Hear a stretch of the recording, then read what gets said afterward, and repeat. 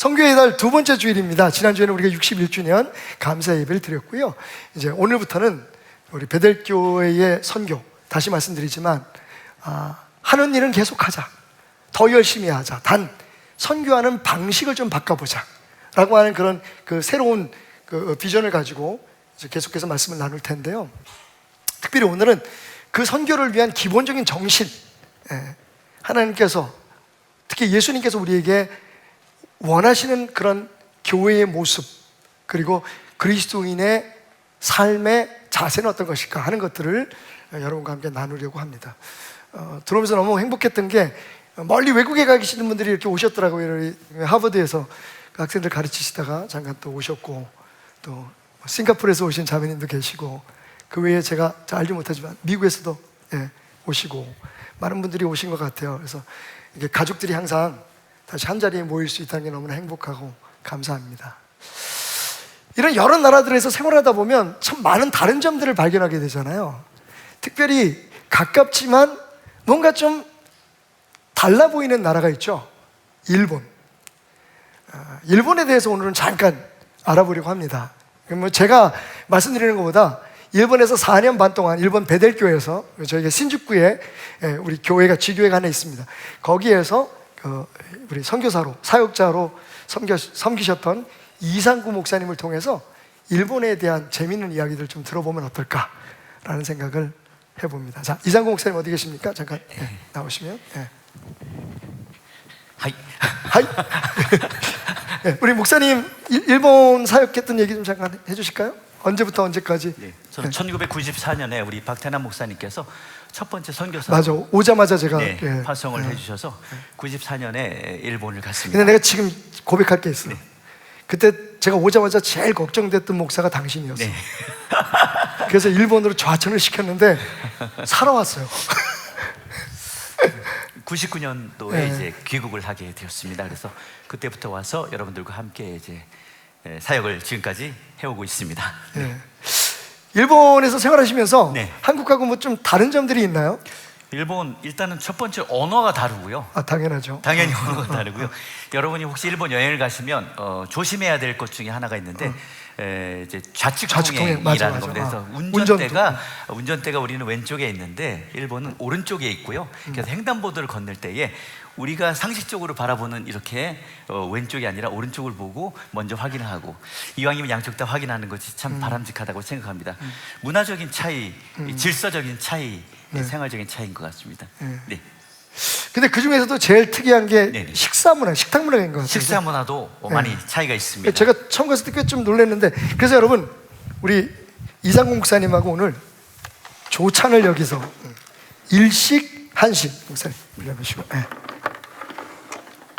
하이 이다다키마스. 하이. 하이.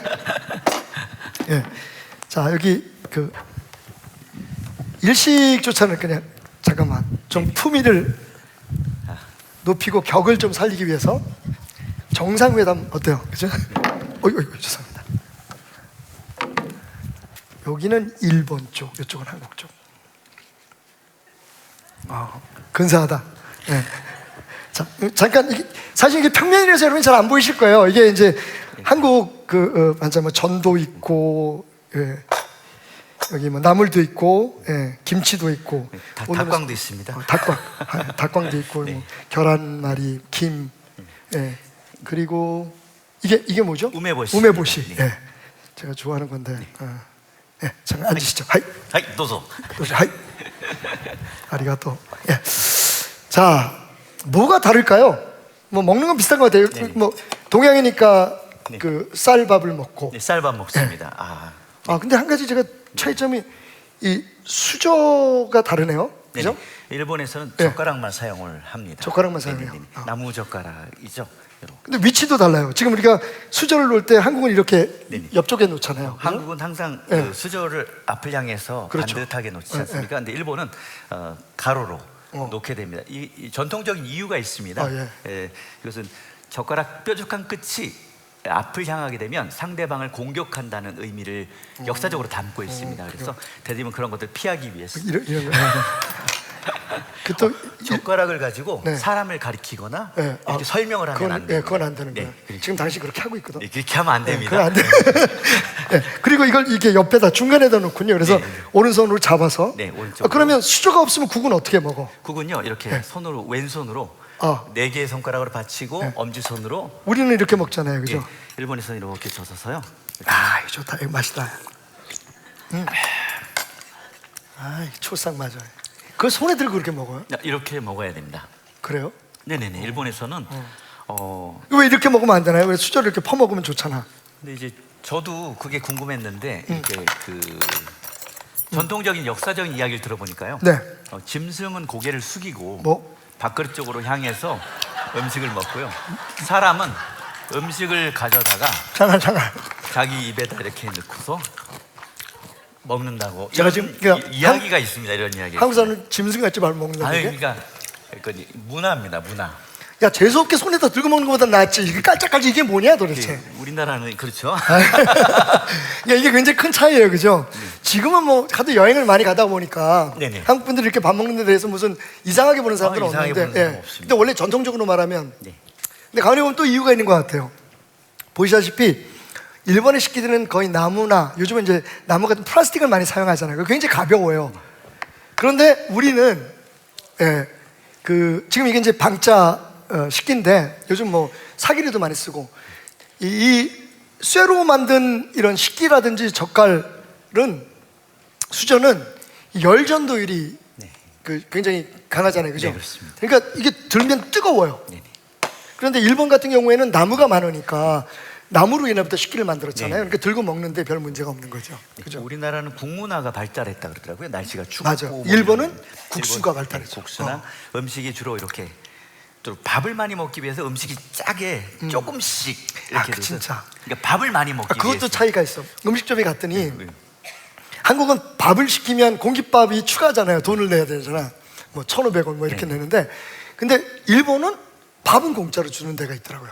근데 반찬은 돈을 주고 사야 됩니다. 그러니까 이게 예, 단무지 4개에 저기 50엔을 써야 됩니다. 그러니까 단무지 하나를 시켜도 김 한 장을 시켜도 네, 좀 드시면서 내가 너무 말을 많이 시켰나? 김 8장에 나 그거- 800엔 정도. 우메보시 내가 먹으면 안 돼? 드셔도 됩니다. 네. 이렇게. 아, 이거 너무 좋아해서. 이렇게 그 다른 사람 밥그릇에 막 젓가락을 그것도 안 가지고 되는 거죠. 다니고. 그래, 나 동물이다. 나 짐승이다. 그러니까 중요한 건 이거 맛있어. 중요한 건 맛있다는 게 아니라 중요한 거는 각 나라마다, 그죠? 식탁에서 이렇게 팔을 고여도 안 예. 됩니다. 예. 예.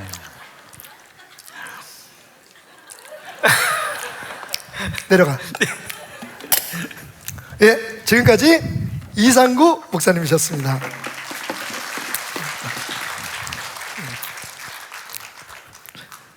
이상구 목사님이 일본에 갔다 와서 언어 능력이 있는 것 같아요. 그래서 정말 일본말 잘하십니다. 그래서 요즘 CBS나 뭐 이런 방송국에서 일본에 특별한 무슨 행사가 있을 때 우리 목사님이 가끔 저한테 이제 허락을 받고, 교회 허락을 받고 가서 통역을 하실 정도로 이렇게 말씀 잘하시는데, 그것뿐만 아니라 이렇게 태도도 거기 많이 이렇게 좀 닮아가는 것 같아요. 원래 좀 그러시긴 한데, 그죠?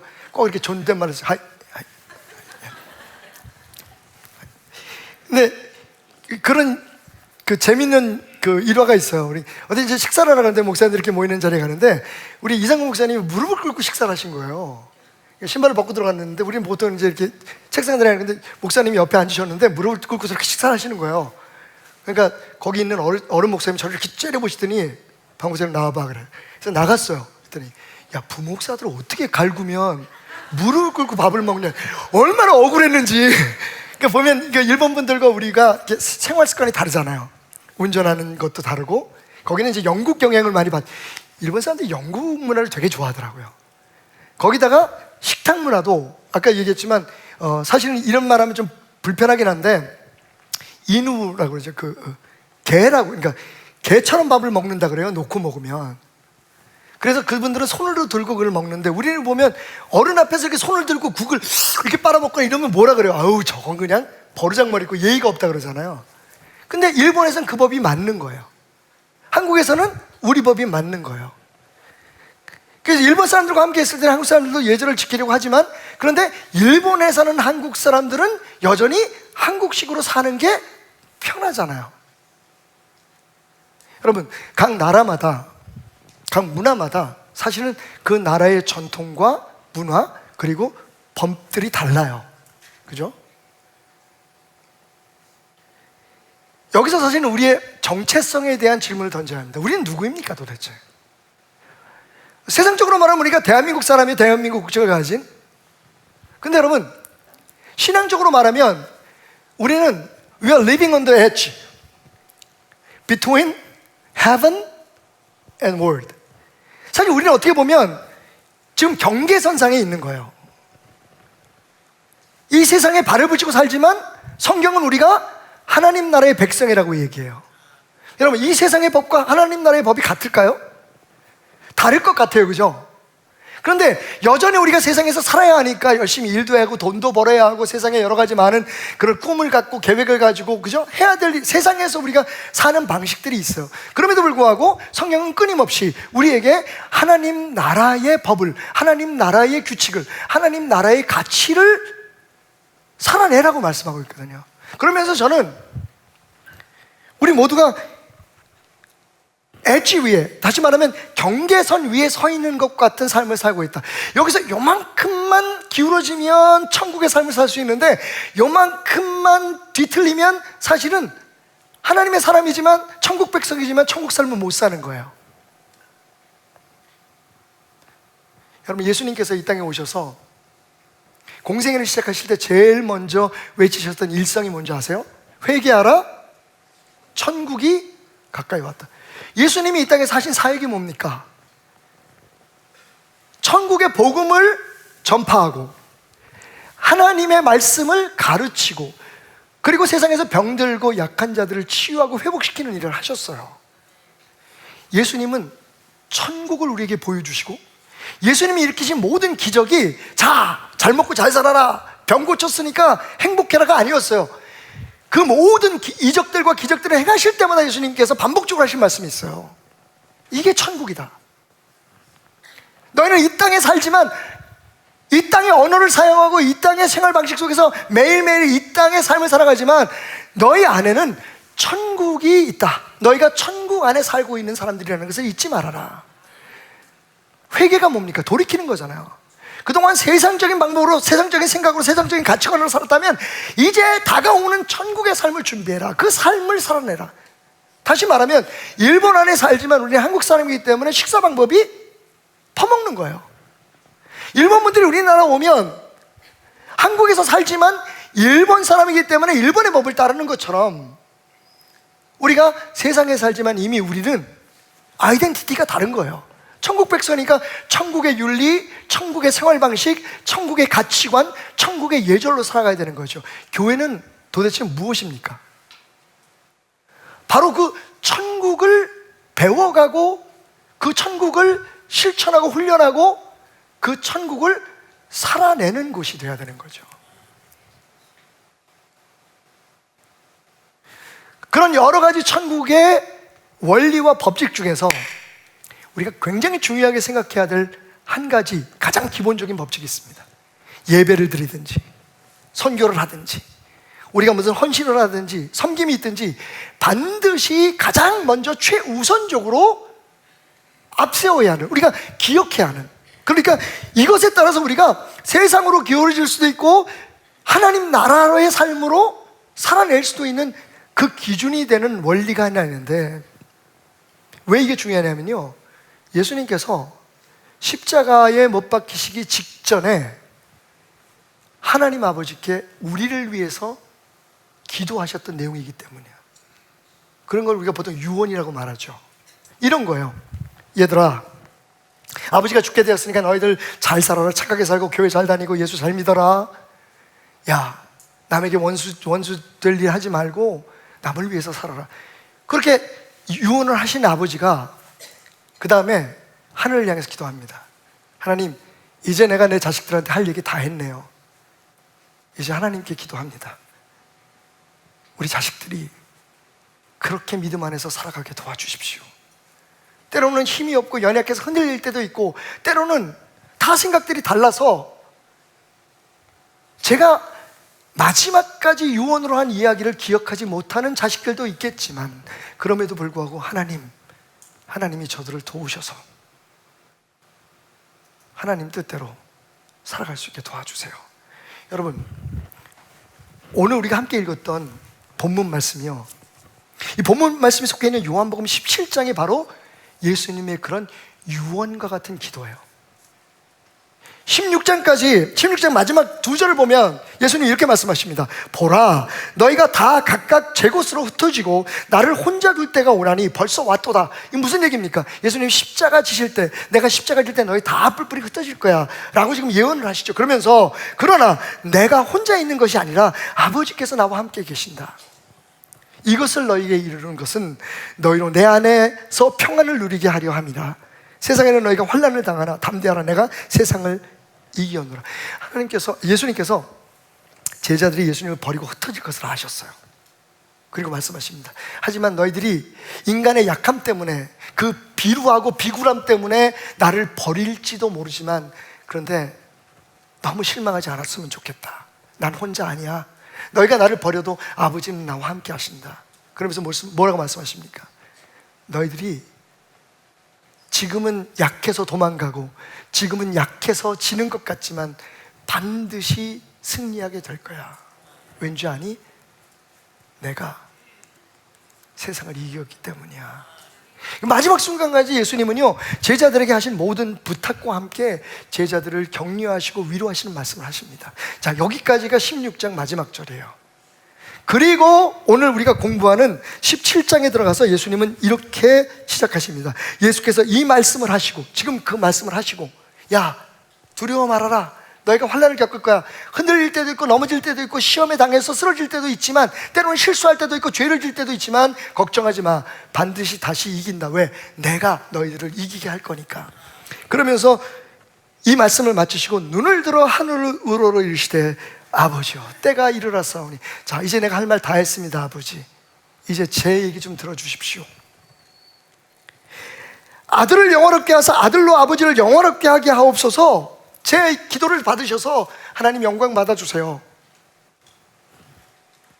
거룩하신 아버지요, 내게 주신 아버지의 이름으로 그들을 보존하사 우리와 같이 그들도 하나 되게 하옵소서. 여러분, 이게 예수님이 들으신 마지막 유언과 같은 기도예요. 하나님 앞에 간절한 마음으로 우리를 어떻게 부탁하시냐면, 저들도 아버지와 내가 하나인 것처럼 하나 되게 해주십시오.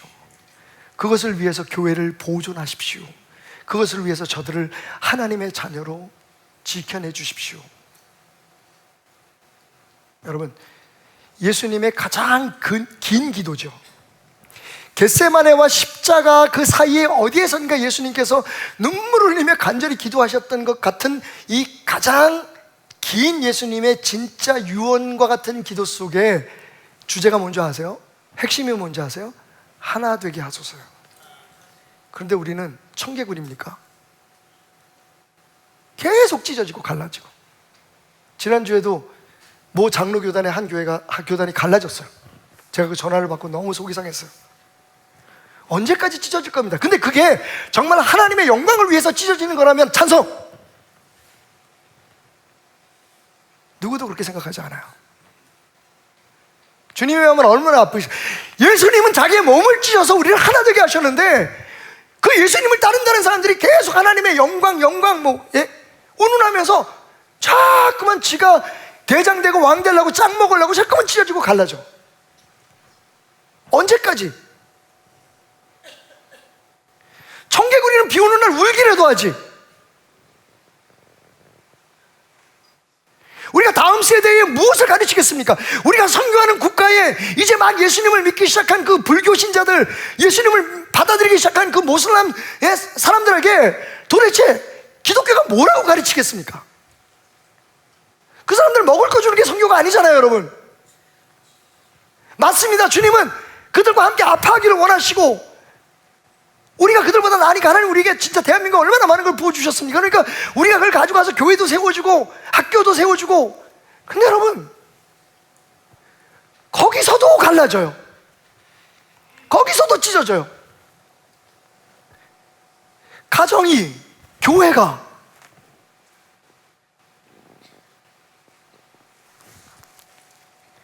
이게 예수님의 유언이라는 사실을 안다면 우리는 여러분 다른 어떤 것보다도 하나 되자, 하나 되자, 이걸 최우선의 프라이어티로, 확실한 프라이어털라이즈가 돼야 돼요. 하나가 돼야 된다. 일하는 게 중요한 게 아닙니다, 여러분. 많이 하는 게 중요한 게, 잘하는 게 중요한 게 아니고, 내가 하는 게 중요한 게 아니고, 우리가 하는 게 중요한 게 아니라, 여러분, 예수님께서 간절히 하나님 앞에 간구한 게 뭐냐면 하나 되게 하소서요. 교회가 하나 되고, 우리 믿는 자들이 하나 되고. 하나 되려면 어떻게 해야 됩니까? 오늘 답이 나와요.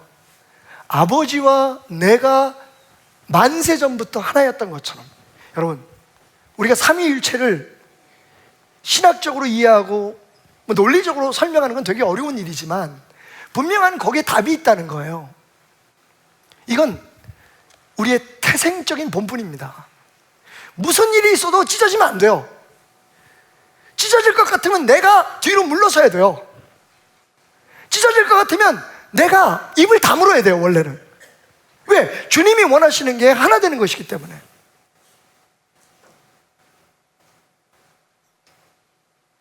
그러면 하나 돼야 될 이유가 뭡니까? 차분히 하나하나씩 점검해 봅시다. 전 두 가지를 오늘 17장 전체에서 찾아볼 수 있었는데, 여러분 제 말이 맞나 틀리나 한번 들어보세요. 첫 번째로 우리가 하나 되어야 될 분명한 이유는 우리가 하나 될 때 하나님이 우리를 지켜주시기 때문입니다. 하나님께서 이 땅에 어둠의 세력이 넘보지 못하는, 악한 세력이 절대로 무너뜨릴 수 없는 승리하는 교회를 세우신 이유가 뭡니까? 왜 우리를 보존해 주십니까? 베델교회로. 예수님은 이렇게 말씀하십니다. 제가 이해하기 좋도록 세 번역으로 17장 11절 말씀을 기록해 놓았습니다. 나중에 참고하시길 바라고 제가 읽겠습니다. 거룩하신 아버지, 아버지께서 내게 주신 아버지의 이름으로 그들을 지켜주셔서. 예수님의 기도는 이거예요. 하나님, 저들을 지켜주세요. 아버지의 이름을 걸고, 할렐루야! 여러분, 하나님의 이름을 걸고 저들을 지켜달래요. 교회로 61년 동안, 70년 동안, 80년, 100년 동안 이 땅에 교회의 이름으로 저들이, 아버지의 이름으로 저들이 세상에 굳건히 서게 해주십시오. 세상에 어떤 풍파가 닥쳐올지라도 하나님 지켜주셔야 됩니다. 근데 그 이유가 뭔지 아세요? 지켜주셔서 우리가 하나인 것 같이 그들도 하나가 되게 하여 주십시오. 여러분, 예수님의 기도는 너무나 분명해요. 교회가 교회일 수 있는 이유, 하나님께서 우리 교회를 지켜주시고 교회에 속한 우리 모두를 한 사람 한 사람, 하나님의 교회인 우리 각자들을 하나님께서 보존하시고 이 땅 위에서 우리의 삶을 승리로 인도하셔야 될 이유가 뭐냐면 우리가 하나 되게 하기 위해서요. 근데 그보다 더 중요한 게 어디 있겠습니까? 일 잘하고 칭송받게 하기 위해서가 아니에요. 가장 중요한 건 하나 되게 하는 겁니다. 그러니까 우리가 어떤 모임을 갖든지, 가정에서 어떤 삶을 살든지, 직장에서 어떤 삶을 살든지, 기독교인의 머릿속에는 적어도 우리가 하나님의 이름으로 모여서 하는 모든 일들, 하나님의 이름으로 세워진 모든 공동체에서 최우선의 프라이어리티, 최우선의 지켜야 될 원칙은 뭐냐면 하나 되어야 된다는 거예요. 잘하는 게 아니라 하나 되는 게 먼저가 돼요. 많이 하는 게 아니라 하나 돼야 되는 게 먼저예요. 여러분, 그 면에 있어서 우리가 이제는 패러다임을 바꿔야 된다고 말씀을 드리는 거예요. 사실은 입 바른 소리 같지만 그동안 여러분, 우리가 캐톨릭이나 뭐 불교, 특히 원불교 뭐 이런 데에 비해서 흔히 사람들이 개신교라고 부르기도 하지만 우리 기독교가, 우리 교회들이 한 일들이 적습니까? 아닙니다. 순교자들 숫자요, 캐톨릭의 순교자들 꽤 많지만 여러분, 기독교 선교사들 중에서, 우리가 파송한 선교사들 중에서 목숨을 잃기까지 그 땅에서 피 흘리고 하나님 미랄이 된 사람들이 더 많습니다. 더 좋은 스토리도 많아요. 너희 착한 행실을, 너희의 선한 것을, 소금과 빛이 되는 그 역할을 세상 앞에 비추게 해서 그들로 하여금 하나님께 영광을 돌리게 하라. 그러니까 우리가 한 손이 하는 걸 다른 손이 모르게 한다고 하니까 좋은 일을 자랑하고 잘한 일들에 대해서 섬기고, 문제는 뭡니까? 내 이름을 날리고 우리 교회를 알리기 위해서 하는 일이 아니고 정말로 하나님의 그런 영광을 위해서 이렇게 훌륭한 분들이 우리 앞에 있었다. 여러분, 지금 우리한테 존경할 만한 선대가 어디 있습니까? 누구를, 지금 대한민국 교회의 지도자는 누구입니까 도대체? 다 고만고만하죠? 근데 뭔가 오해하고 있는 것 같아요. 그러면 정말로 그렇게 겸손하게 우리 교회 이름 안 내고 내 이름 안 내고 우리 교회 자랑 안 하고 정말 선교지에서 하나님의 영광만을 위해서 일합니까?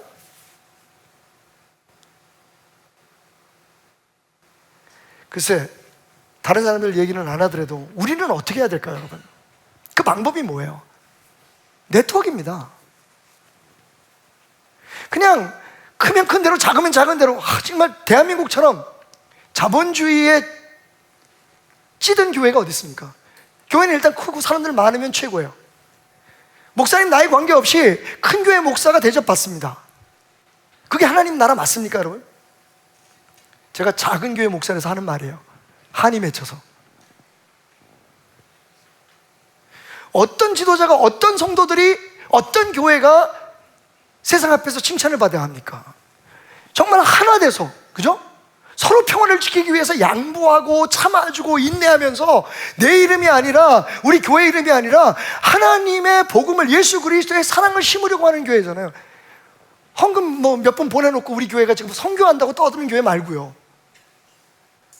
어떤 분이 저한테 질문하더라고요, 최근에. 베델교회는 선교 안 하나요? 왜요? 그랬더니 선교하는 그 교회들이 하나도 주보에 없더래요. 그래서 우리는 그냥 주보에 안 냈을 뿐입니다. 우리 성도들이 지금 아프리카 240명의 중고등학생들을 기르고 있고, 근데 그런 거 왜 자랑을 안 하세요? 이렇게 좋은 일을 하는데.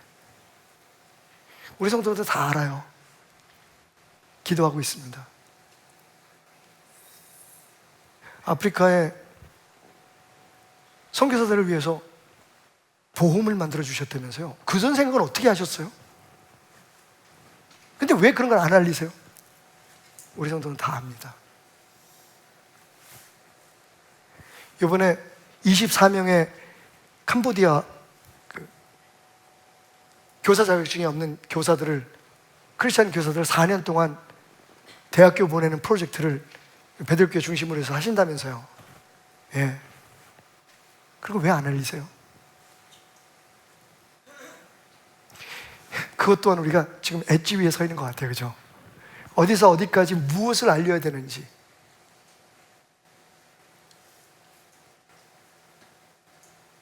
어디서 어디까지. 조용히 뒤로 돌아서 흐뭇한 웃음을 웃으면서 말 없이 섬겨야 되는지.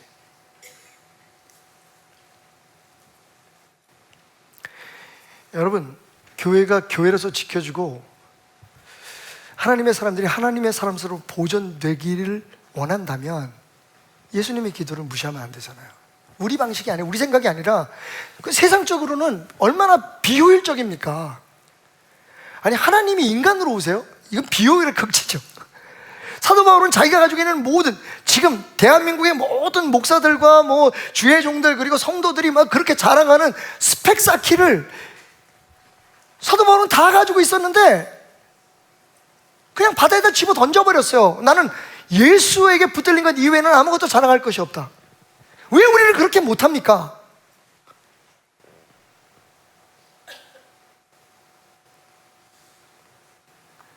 우리가 잘나고 똑똑하고 힘이 있어서 하나님께서 우리 교회를 보존시켜 주시는 게 아니라 의외로 우리가 정말로 하나님 뜻을 위해서 하나 되려고 하는 마음을 가질 때 하나님은 우리를 지켜주시는 거예요. 그게 예수님의 기도입니다. 하나님, 저 교회요, 저 교회 튼튼히 지켜줘야 돼요. 아시잖아요, 저들이 하나 되기 위해서 저렇게 몸부림치는데. 여러분, 이게 유언입니다. 예수님의 마지막 기도예요. 기도 많이 하는 교회, 돈 많이 버는 교회, 성공한 사람들이 많은 교회를 주님이 기도하신 게 아니라 하나 되게 하소서. 이미 하나님께서 주신 축복들로 우리가 가득 차 있잖아요. 작든 크든 그거를 하나 되게 할 때 하나님의 보호하심과 인도하심과 축복이 함께하는 게, 가정도 마찬가지입니다. 여러분, 하나 되는 게 목적이에요. 각기 다른 사람들이 모여서 각기 다른 가치관으로 살아가지만 정말 하나 되기를 위해서 우리가 양보하고 희생하고 하나 되기를 위해서 우리가 참고 기다려줄 수 있다면 저는 분명히 믿습니다. 그게 예수님의 기도이기 때문에 그 가정은 하나님의 뜻대로 보존되고 하나님의 뜻대로 자손 만대까지 성경에 기록된 축복을 누리며 살게 될 거라는 걸. 두 번째로 우리가 하나 될 이유는요, 그래야만 예수를 전파할 수 있기 때문이에요. 21절입니다. 역시 세 번역으로 읽습니다. 그들도 하나가 되어 우리 안에 있게 하여 주시옵소서. 여러분, 하나가 돼야 주님 안에 있습니다. 아멘. 감사합니다. 우리가 착각하는 게 있어요. 우리가 멋진 교회를 세우고 우리가 막 세상에 자랑할 만한 교회를 세우면 주님 안에 있다고 생각해요. 여러분, 소박해도 좋습니다. 2명 모이고 3명 모이고. 이번에 우리 여름에 우리 청년들이 참 기특한 생각을 했어요. 류태훈 안수 집사님 그 고향에 거기 조그만 교회가 하나 있는데 거기에 우리 청년들이 가는 데만 한 6시간, 7시간 걸릴걸요? 거길 가겠대요. 가서 그 아이들이 몇 명이나 되냐 그랬더니 거기 주일학교 학생들이 지난주에 모인 학생들이 9명이래요. 그 아이들을 위해서 거길 가서 그 아이들에게 여름성경학교, 우리 교회에서 여름성경 끝나고 난 다음에 그 교재들 같은 거 우리 황성문 목사님 부탁을 해서 주일학교 담당 목사님 모시고 가서 거기서 아이들을 위해서, 그 9명을 위해서, 그것도 다 모일지도 모르지만 그 아이들을 위해서 지금 섬기고 오겠다는 거예요. 3박 4일을. 여러분, 세상에는 우리 교회만한 크기의 교회도 그렇게 많지 않아요.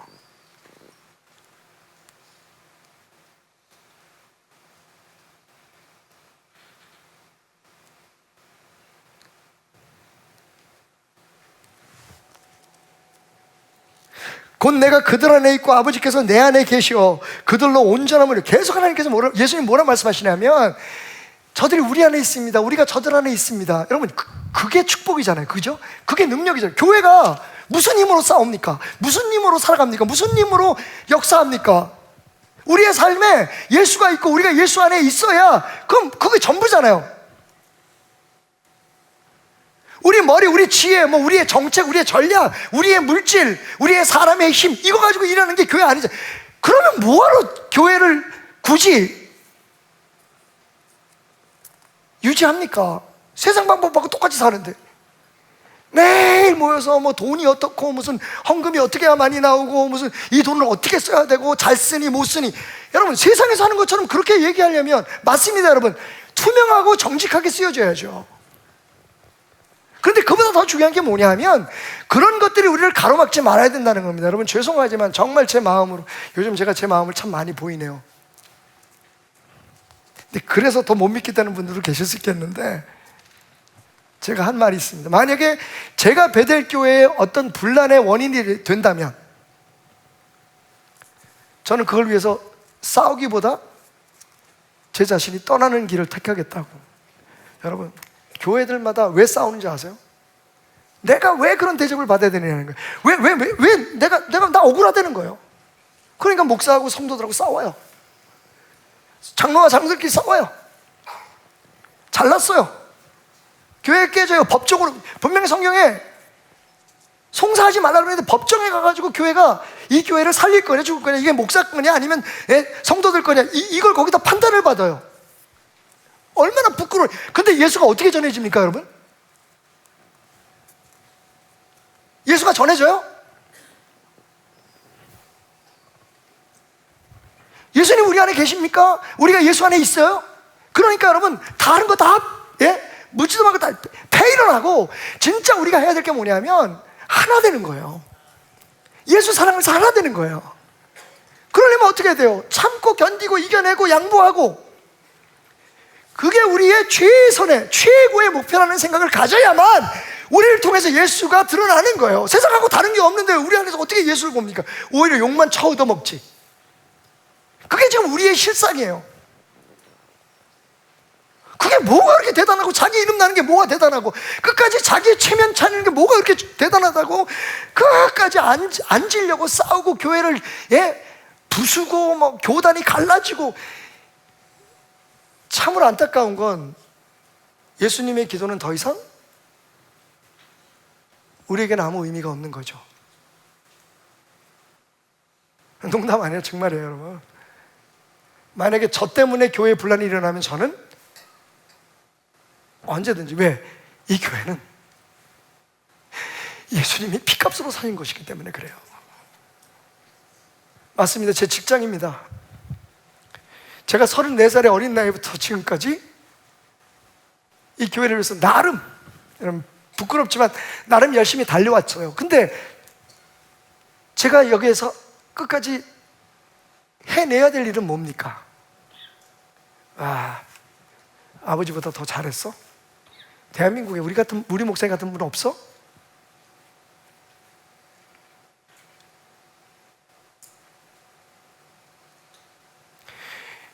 여러분이 교회를 위해서 섬기고 여러분 가정에 예수 그리스도가 함께 하기를 원한다면 예수님의 이 마지막 기도를 잊지 마십시오. 아버지와 우리가 하나였던 것처럼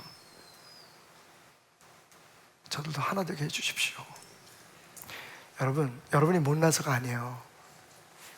여러분이 똑똑하지 않아서가 아니라 그게 우리를 향한 주님의 뜻이기 때문에 그래요. 선교도 그렇게 해야 돼요. 예배도 그렇게 돼야 돼요. 헌신도. 그래서 베델교회는 이 공동체라는 개념에 대해서 그냥 말이 아니라 작지만 부족하지만 제가 참 못하는 게 하나가 있는데 그게 뭐냐면 양육이에요. 저는 성향상 양육을 참 못해요. 그냥 지켜보고 막 혼자서 떠들고 울고, 그래서 성도들이 그걸 이해하고 따라오기를 기다리는 사람이지. 참 다음번에 어떤 목사님이 오신다면 저는 양육을 잘하는 목사님이 오셨으면 좋겠어요. 그래서 제가 혹시 뿌려놓은 씨앗이 있다면 그것을 잘 키워서 정말 베델교회가 하나님이 원하시는 그런 교회로 세워지는 그런 일이 있었으면 좋겠어요. 그걸 위해서 여러분 기도해 주십시오. 사람마다 다 잘할 수는 없잖아요, 그죠? 저는 저를 알아요. 근데 그럼에도 불구하고 제가 기대하는 건 우리 교회의 그 선교 공동체든지 아니면 연령별 공동체든지 아니면 재직회든지 이런 모임들이 정말 주님이 원하시는 것을 위해서 모였으면 좋겠어요. 그리고 오늘 보니까 디어코니아나 너무 잘하고 있더라. 기도원이나 그런 모습들이 얼마나 행복하고 아름다워요. 그 하나 되는 곳에 하나님이 있는 겁니다. 그게 성가대 공동체가 되든지 아니면 찬양팀 공동체가 되든지 아니면 우리 교육자들 공동체가 되든지 여러분 청지교회가 되든지 하나 되기 위해서 그게 우리의 목적이다. 그래서 주님이 우리 안에 계시면 다 끝난다. 주님의 은혜로, 주님의 이름으로, 주님의 능력으로, 주님의 사랑으로, 주님의 복음으로 우리가 일할 수 있다는 것을 최우선으로 한다면 여러분 그때 사람들이 저 사람들 진짜 예수 믿나 봐, 저 사람들 진짜 다르네 라는, 왜? 세상과 차별되니까. 지금 우리는 너무 세상을 따라가요.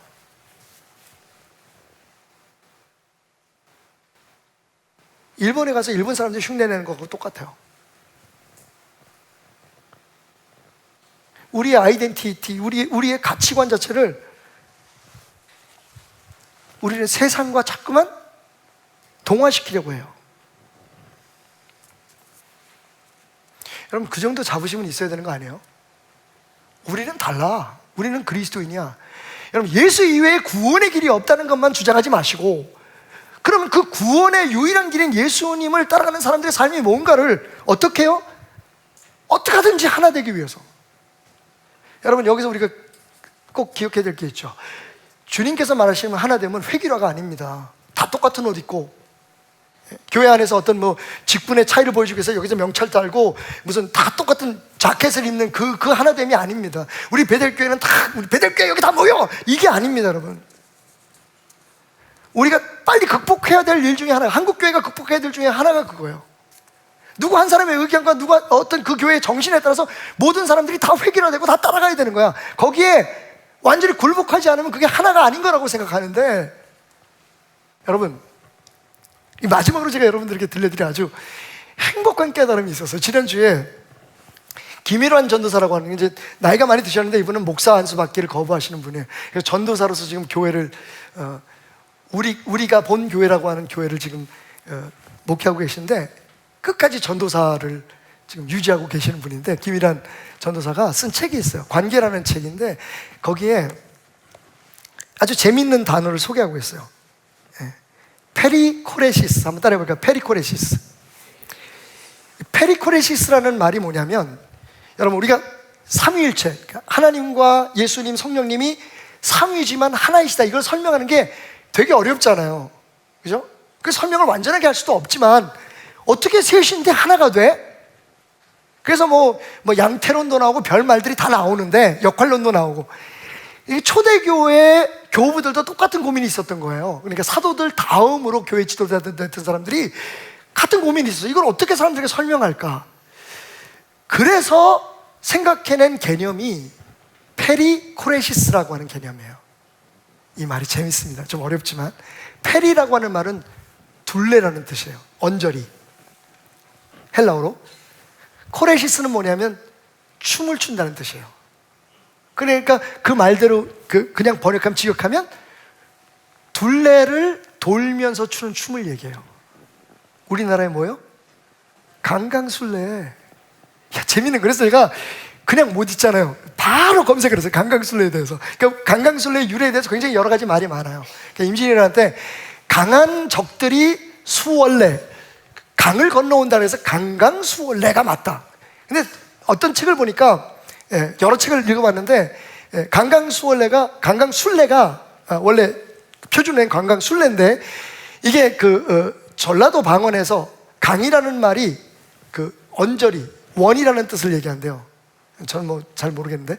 그리고 술래는, 여러분, 술라를 돈다는 말 있죠.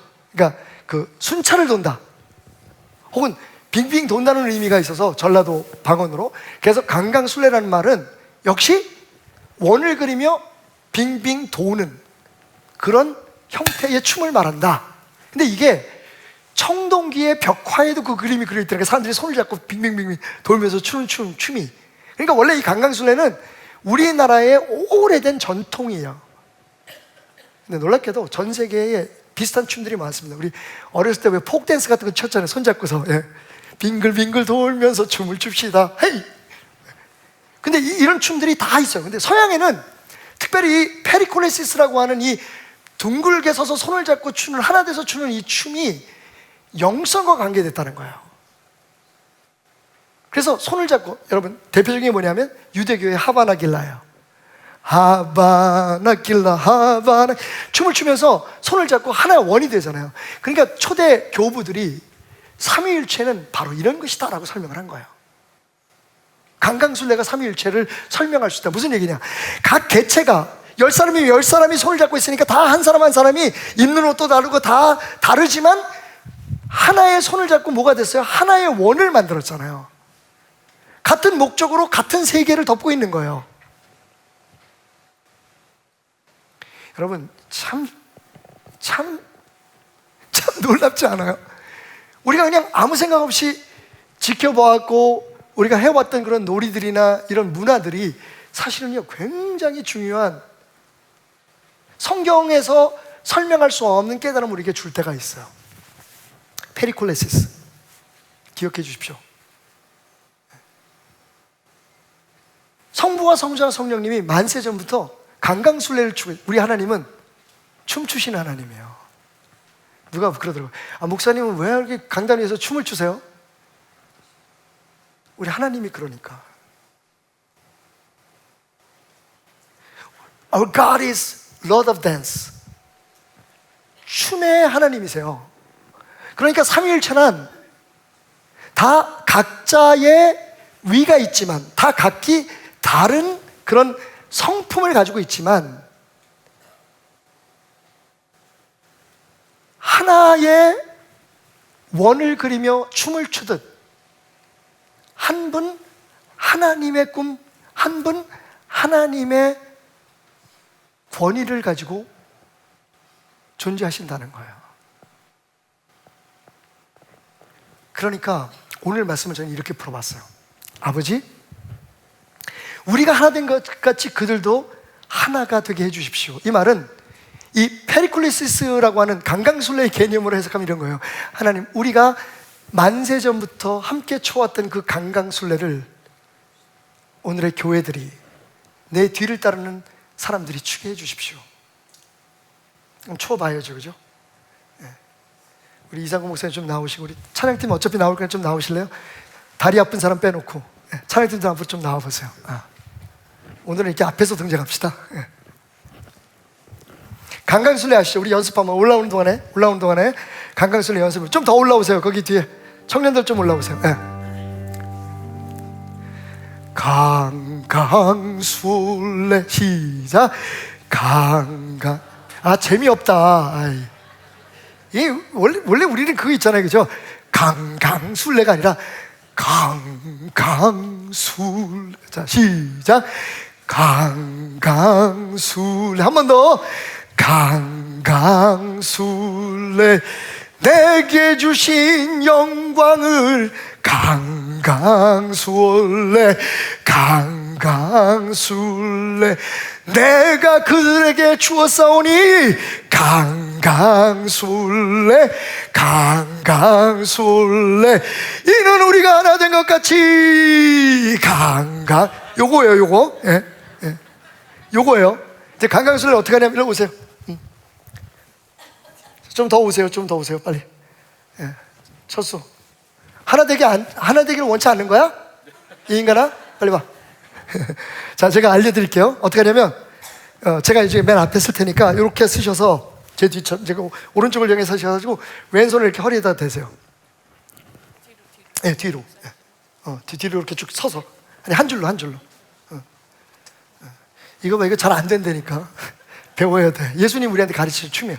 자, 이러면 제 손끝에 오른손으로 제 손을 잡아주세요. 살포시. 무서워? 어떻게 잡냐면 요렇게 잡아주세요. 잡았죠? 자, 그러면 잡으신 시간들 제가 이제 갑니다. 그래서 제가 철수 집사님의 손을 잡았어요. 여러분들 강강술래 시작. 강강술래. 강강술래. 우리가 하나 된 것 같이 강강술래. 강강술래. 베델도 하나 되게 하소서. 강강술래. 강강술래. 할렐루야. 할렐루야. 강강술래. 여러분, 이 강강술래에서 굉장히 중요한 원칙이 있어요. 그게 뭔지 아십니까? 다리 제일 짧은 사람의 보폭을 맞춰줘야 된다는 거예요. 강강술래는, 수고하셨습니다. 좀 준비하고 계시고. 강강술래는 우리 그런 이유가 있잖아요. 그 임진왜란 때 왜군들이 쳐들어오는데 이순신 장군이 보니까 배도 없지, 군사도 없지, 어떻게 할 수가 없었어요. 그래서 땅끝마을 해남에 옥매산이라고 하는 산꼭대기에, 바다에서 이렇게 보이는 산꼭대기에다가 큰 모닥불을 피워놓고 어둑어둑 달이 이제 밝아오기 시작할 때에 그 동네의 모든 부녀자들, 여자들 다 남장을 해가지고 그 산에 올라요. 남자들은 이제 전쟁에 나가서 준비해야 되니까 몇 명 안 되니까. 남은 여자들, 어린아이들까지, 노인들까지 전부 다 남장을 입혀가지고 거기 올라가서 이 강강술래를 추게 했다는 거예요. 원래 강강술래가 그때 시작된 건 아니고 옛날부터 있었는데 그 춤을 추게 했는데 왜군들이 배를 타고 오다가 그 모습을 보고, 와, 저기 사람들이 너무 많은 거 아니야? 거기다가 막 소리를 지르면서 하나 되게 하소서, 달아 밝아라, 달아 떠라 막 이러면서 강강술래 선창에 맞춰서 노래를 부르니까 그 우렁참에 보고 배를 돌려가지고 도망갔다는 얘기가 있어요. 그래서 강강술래가 유명해졌는데 이게 승리의 춤인 거예요. 오늘 예수님 그 말씀하시는 거예요. 너희가 하나 돼서, 누가 크다 작다 누가 느리다 못한다 이거 따지지 말고 하나 돼서 강강술래 발을 맞춰가면서 흥나게 노래를 부르면 세상 사람들이 마치 적군들이 바라볼 때, 야, 저 사람들 그냥 사람들 아니네, 그렇게 느낄 수 있는 거예요. 세상처럼 싸우고 서로 무슨 머리 대려고 하고 내가 잘났다 그러고 내 말대로 하라고, 여러분 그건 좀 참아주면 얼마나 아름다운 강강술래가 이루어지겠어요. 성부, 성자, 성령 하나님이 그래요. 한 가지의 뜻을 가지고 뭐예요? 바로 우리를 구원하시기 위한 그 사랑을 가지고 하나 돼서 하나님 우리에게 그 춤을 가르쳐 주신 거예요. 어색하죠? 왜? 맞습니다. 우리는 한국 안에서 살고 있는 일본 사람들 같아요. 아니, 일본에서 살고 있는 한국 사람 같아요. 천국의 삶을 살아야 되는데 우리가 지금 교회에서 하는 짓들은, 우리가 예수의 이름으로 선교지에서 하는 짓들은 하늘나라의 하나됨의 원칙, 강강술래의 춤이 아니에요, 여러분. 우리 교회는 이 이름이 나야 도와주고, 우리 목사님 어디 가서 자랑할 만한 그런 사람이 돼야 되고, 우리 교회인들은, 우리 교회에는 막 이런 사람이 있고 저런 사람이 있고, 이거 우리 교회가 한 거야. 맞습니다, 여러분. 기왕이면 그렇게 서로 격려하고 위로하면서 서로 응원하는 게 좋겠죠. 하지만 여러분, 제발 오늘 이 예배가 제 마지막 예배였으면 좋겠어요. 그럼 혹시 여러분들이 제 외침을 좀 더 귀에 들을까요? 아, 다음 주에 또 더 지겨운 설교 들어야 되니까. 그게 문제예요. 여러분, 저는 진짜 오늘 마지막 설교처럼 합니다. 제발 당신의 생각, 당신의 여태까지의 경험들을 내려놓고 하나님 나라를 배우세요. 예수님 우리 앞에서 춤을 추는데, 예수님 말씀하셨잖아요. 아이들이 시장에서 춤을 추는데, 나팔을 부는데 아무도 따라주는 사람이 없다. 다 그 천국과 세상의 경계선에서 다 세상만 바라보고 있어요. 어떻게 하면 예수 잘 믿어도, 어떻게 하면 기도 많이 하고 축복받을까? 주님은 그보다 너희가 하나 돼서 내 사랑을 전할 때 세상이 너희를 바라보고 내가 너희의 주인인 것을, 너희가 하나님의 자녀인 것을 알게 될 거야. 너희가 하나 될 때 내가 너희들이 하는 일 속에 있고 너희가 내 안에 있어서 그 능력과 그 영광을 나타내게 될 거야. 여러분, 저는 너무 오늘도 이상적인, 너무 아이디얼리스틱한 얘기를 여러분들이 하고 있는지도 모릅니다. 하지만 여러분, 그걸 위해서 목숨을 우린 바쳐야 됩니다. 여러분, 우리가 항상 하는 기도 있잖아요. 이런 교회 하나쯤은 있었으면 좋겠다. 어떤 교회 여러분? 세상과 다르게 사는 모습, 세상과 다르게 생각하고 그 일을 위해서 예수님처럼 결코 대가를 지불하는 것을 부끄러워하지 않는 사람들, 두려워하지 않는 사람들. 예수님 말씀하십니다. 아버지, 이제 내가 갈 때가 됐습니다. 내가 십자가에 죽을 때가 됐는데 이 죽음을 통해 아버지가 높아지길 원합니다. 여러분, 베델교회 모든 성도들이 가정에서, 일터에서 정말 예수님의 말씀처럼 십자가를 지기 위해서 내가 하나님의 사람이라는 그 이야기를 부끄럽게 느끼지 않을 만큼 살아갈 수 있다면, 맞아요. 여러분 하고 싶은 거 다 하세요. 여러분이 옳다고 하는 거 다 하세요. 하지만 만약에 여러분의 마음속에 정말 내가 하나님의 사람인 것을 내가 지금 자신 있게 얘기할 수 있는가, 내가 정말 천국을 저들에게, 여러분, 착한 일 하라고 우리 여기 모인 거 아니에요. 누구에게 좋은 얘기 들으려고, 좋은 인간관계 형성하려고 여기 나온 거 아닙니다. 우리는 주님께서 그 몸을 찢어 피값으로 사신 그 아름다운 하나님의 세상, 강강술래 춤을 추는 페리콜레시스의 천국의 춤, 삼위일체의 춤, 하나됨의 춤을 보여주기 위해서 오늘 이 자리에 그것을 배우려고. 그러니까 꺾을 건 좀 꺾고, 덮을 건 덮고, 좀 바뀔 건 좀 바뀌고, 고집 부리지 말고, 자기 주장하지 말고 예수님 주장을 하자고요. 저는 그걸 주부심이라고 얘기합니다. 자부심이 아니라 뭐요? 주님이 우리의 자부심이 되어야 되는 거예요. 부끄럽지 않습니까? 쪽팔리지 않습니까, 여러분? 내가 하나님의 사람이라는 사실이, 그 사실을 말할 수 없는 우리 자신이 무엇 때문입니까, 여러분? 주님의 마음을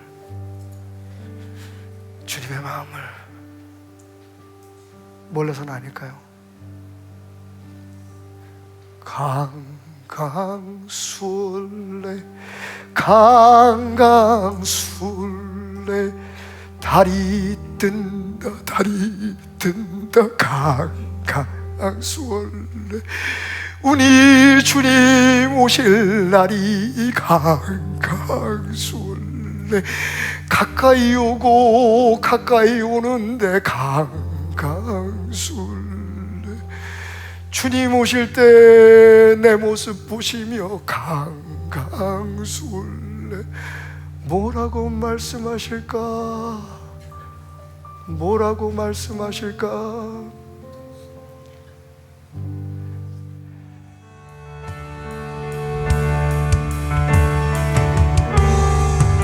내 평생 사는 동안, 내 평생 사는 동안 주 찬양하리. 여호와 하나님 내 주를 찬양하리. 주님을 묵상하니 즐겁도다. 내 영혼 주 안에서 참 기쁘리. 내 평생 사는 동안, 내 평생 사는 동안 주 찬양하리. 여호와 하나님 내 주를 찬양하리. 주님을 묵상하니 즐겁도다. 내 영혼 주 안에서 참 기쁘리. 내 영혼아 주님을, 내 영혼아 주님을 송축하라. 내 영혼아 주님을 찬양하라. 내 영혼아 주님을 송축하라.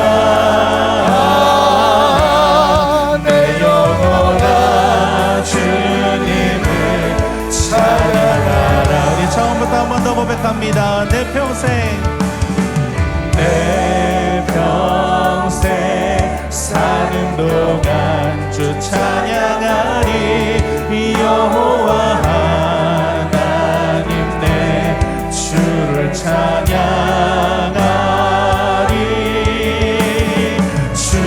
주님을 묵상하니 즐겁도다. 주 안에서 참 기쁘리. 내 영혼아 주님을, 내 영혼아 주님을 송축하라. 내 영혼아 주님을 찬양하라. 내 영혼아 주님을 송축하라. 내 영혼아 주님을. 우리 한 번 더 고백합니다. 내 영혼아 주님을, 내 영혼아 주님을 송축하라. 내 영혼아 주님을 찬양하라.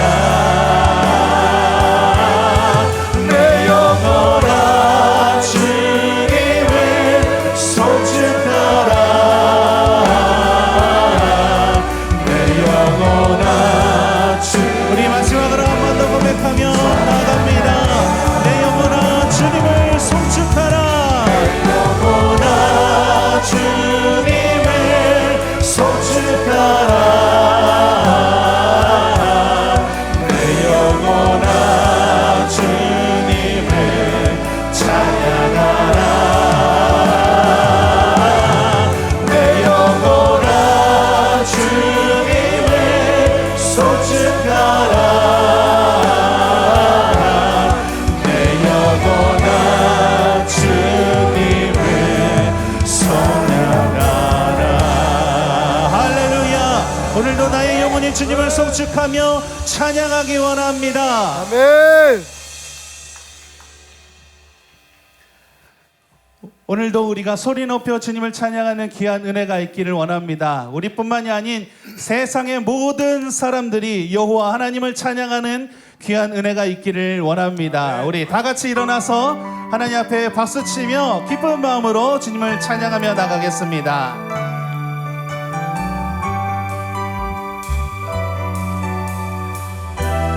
세상 모든 사람들아 주를 찬양하라. 살아계신 나의 하나님을. 세상 모든 사람들아 주를 찬양하라. 살아계신 너의 하나님을.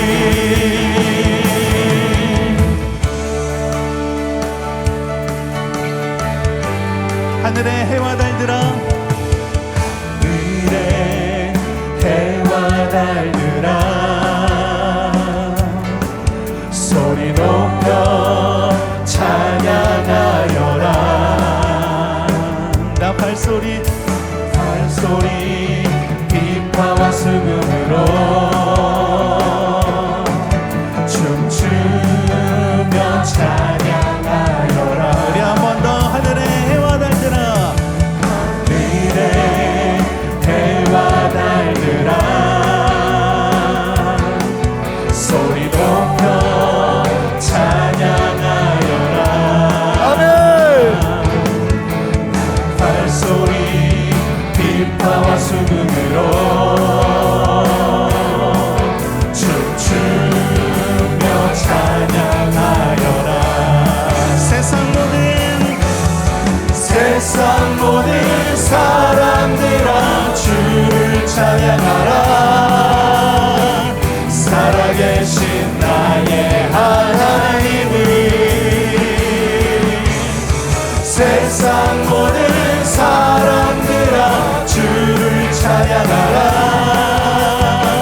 살아계신 너의 하나님을. 복음이 있는 자마다 여호와를 찬양하여라. 아멘.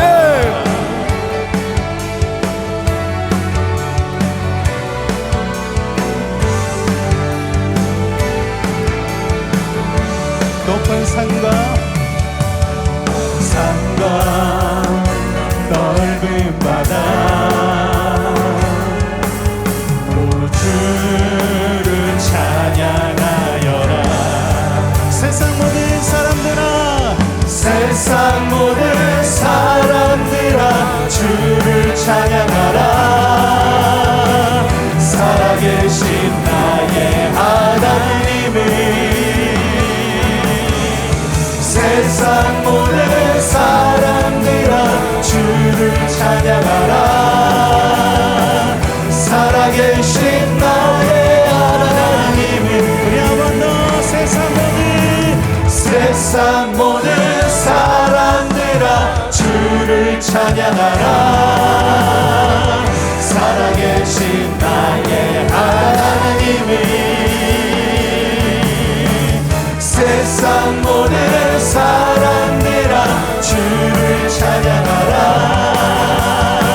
살아계신 너의 하나님을. 복음이 있는 자마다 여호와를 찬양하라.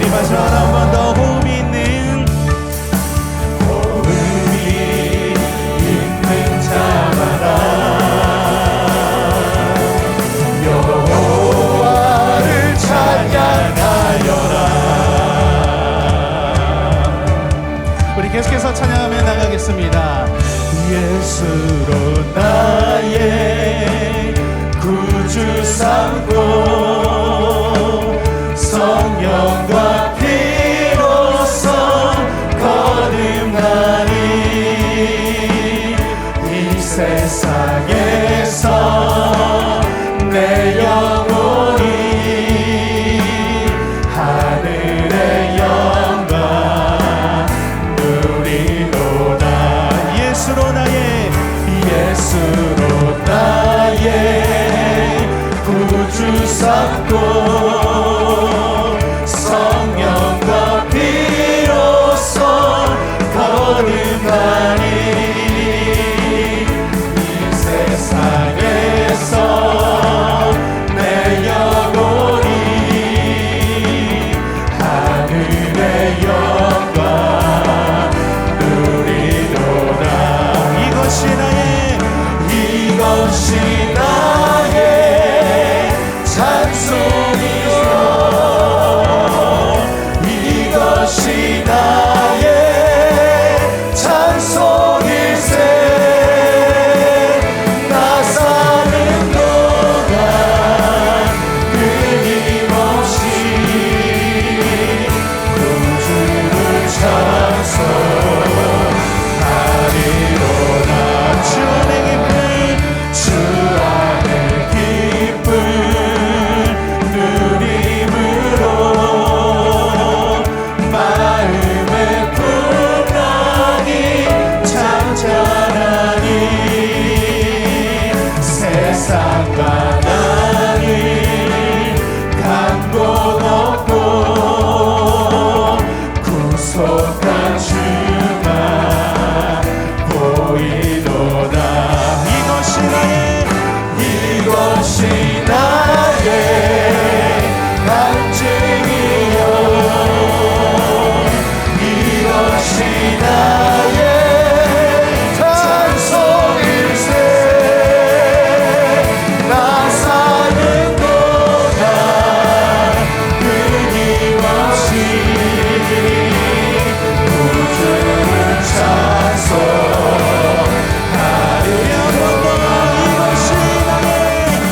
이것이 나의 찬송이요 이것이 나의 찬송일세. 나 사는 동안 끊임없이 구주를 찬송. 우리 마지막 한번 다시 구합니다. 이것이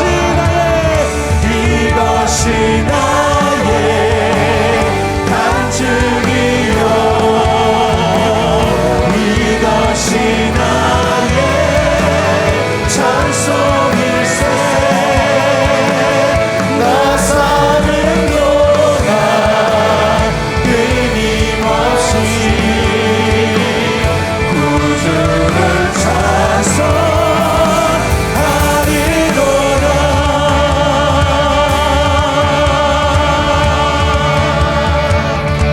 할렐루야. 오늘도 함께하신 주님을 찬양합니다. 주님께서 주신 귀한 은혜를 간직하며 주님을 찬송하는 귀한 은혜를 허락하여 주시옵소서. 할렐루야. 할렐루야.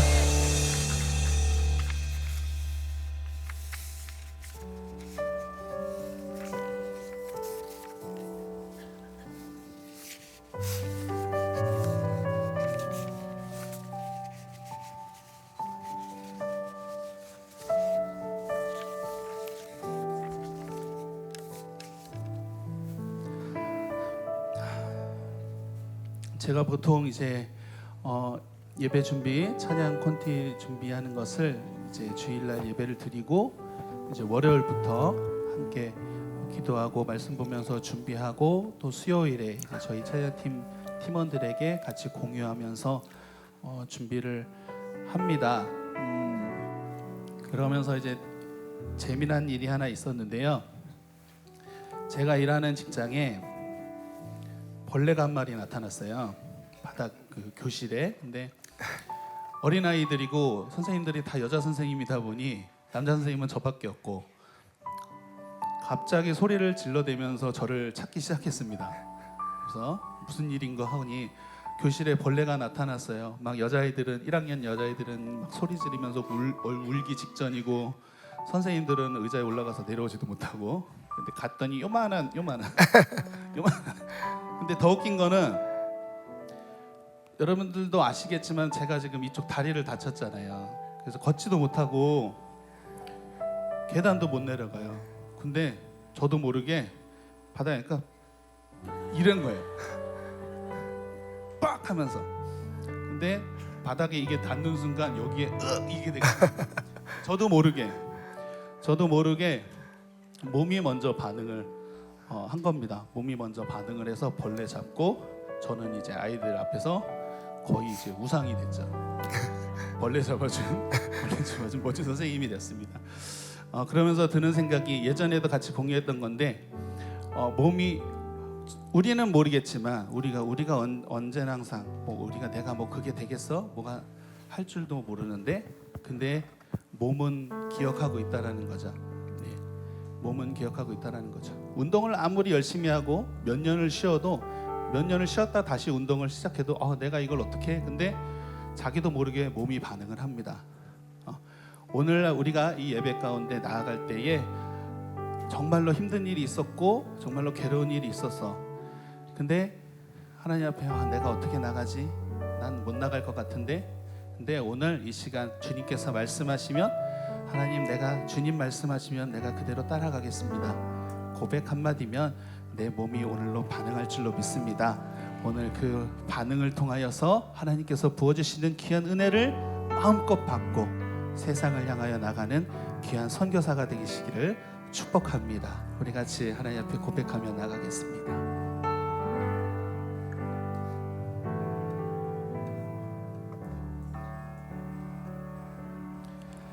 주님 말씀하시면 내가 나가리다. 주님 뜻이 아니면 내가 멈춰서리다.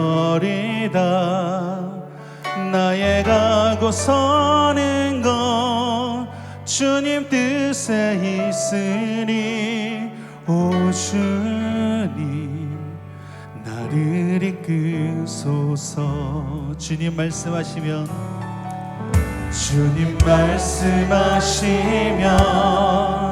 내가 나가리다. 주님 뜻이 아니면 내가 멈춰서리다. 나의 가고 가는 건 주님 뜻에 있으니 오 주님 나를 이끄소서. 뜻하신 그곳에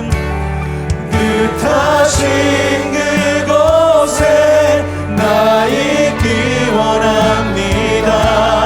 이끄시는 대로 순종하며 살리니 연약한 내 영혼 통하여이라소서. 주님 나라와 그 뜻을 위하여 주님 말씀하시면 내가 나가리다. 주님 뜻이 아니면 내가 멈춰서리다. 나의 가고 서는 건 주님 뜻에 있으니 오 주님 나를 이끄소서. 뜻하신 그곳에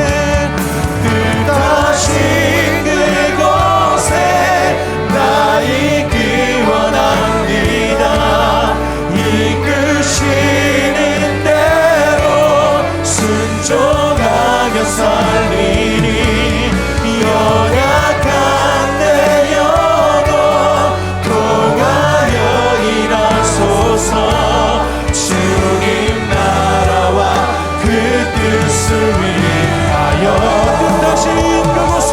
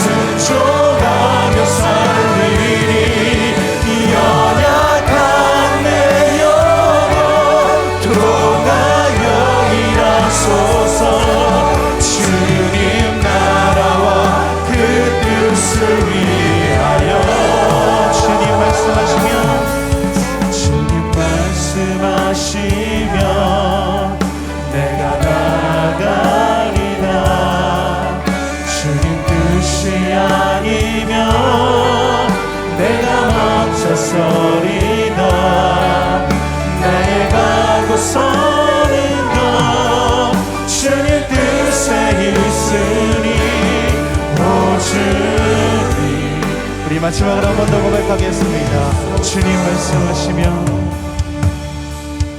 주님 말씀하시며 내가 나가리다. 주님 뜻이 아니면 내가 멈춰서리다. 나의 가고 서는 것 주님 뜻에 있으니 오 주님 나를 이끄소서. 오 주님 오 주님